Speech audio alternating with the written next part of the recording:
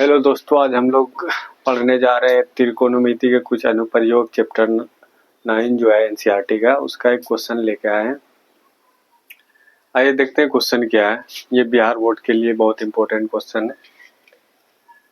Question कह रहा है, एक बिजली मिस्त्री को एक खंबे 4 मीटर ऊंचे खंबे पर आई खराबी की मरम्मत का कार्य करना है। खंबे के शिखर से 1.3 मीटर नीचे तक बिंदु तक पहुंचना है। यहाँ तक पहुंचने के लिए प्रयुक्त सीढ़ी की लंबाई क्या होनी चाहिए जिससे कि क्षैतिज से 60 डिग्री के कोण से झुकाने पर वह अपेक्षित स्थिति तक पहुंच जाए। कह रहा है कि 4 मीटर लंबा ये खंबा है, ठीक है। खराबी कहाँ है?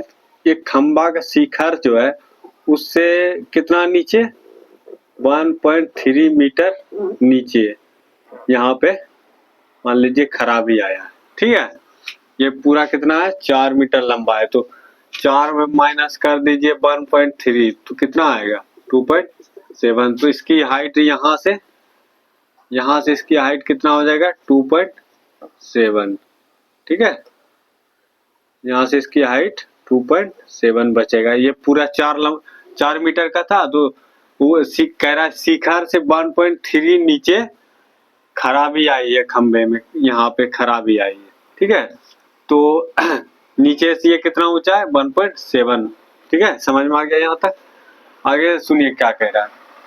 तो यहाँ तक पहुंचने के लिए कितना लंबा सीढ़ी चाहिए कि 60 डिग्री के एंगल में ये जमीन है, ठीक है। इसको एक सीढ़ी लगाना है, यहाँ से एक सीढ़ी लगाना है। ये सीढ़ी मान लीजिए, ये सीढ़ी है, ठीक है। ये सीढ़ी लगाना है कितने डिग्री के एंगल में? 60 डिग्री के एंगल पर लगाना है। तो कह रहा है कि सीढ़ी कितना लंबा हो जो कि 60 डिग्री के एंगल पर लगाने पर यहाँ पे पहुंच जाए। 2.7 मीटर ऊंचा जो नीचे से खंबा यहाँ तक जो खराबी आई इस पे पहुंच जाए। तो पूछ रहा है कि सीढ़ी कितना लंबा होना चाहिए कि 60 डिग्री के एंगल पे यहाँ पे रखे तो यहाँ पहुंच जाए जहाँ खराब हुआ है। तो हमें सीढ़ी की लंबाई ज्ञात करना है। सीढ़ी की लंबाई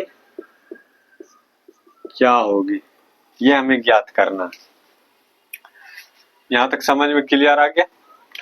तो यहाँ पे देखिए, ये समकोण त्रिभुज बन रहा है, ये समकोण त्रिभुज बन रहा है ये वाला। तो समकोण त्रिभुज में जो है एंगल के सामने वाला ये लंब होता है और ये कर्ण होता है। तो लंब और कर्ण के बारे में बात कर रहा है। तो लंब कर्ण साइन थीटा में आता है ट्रिगोनोमेट्री फंक्शन में। तो यहाँ पे साइन थीटा लेंगे तो साइन थीटा बराबर क्या हो जाएगा? साइन थीटा बराबर लंब बाय कर्ण। तो एंगल कितना है? Sine 60 degree. और लंब कितना है? लंब हमें पता है 2.7 है। और कर्ण मतलब सीढ़ी की लंबाई मान लीजिए अभी x है, ठीक है। सीढ़ी की लंबाई x है, तो x हमने रख दिया। तो साइन 60 का मान कितना होता है? √3/2 और 2.7/x,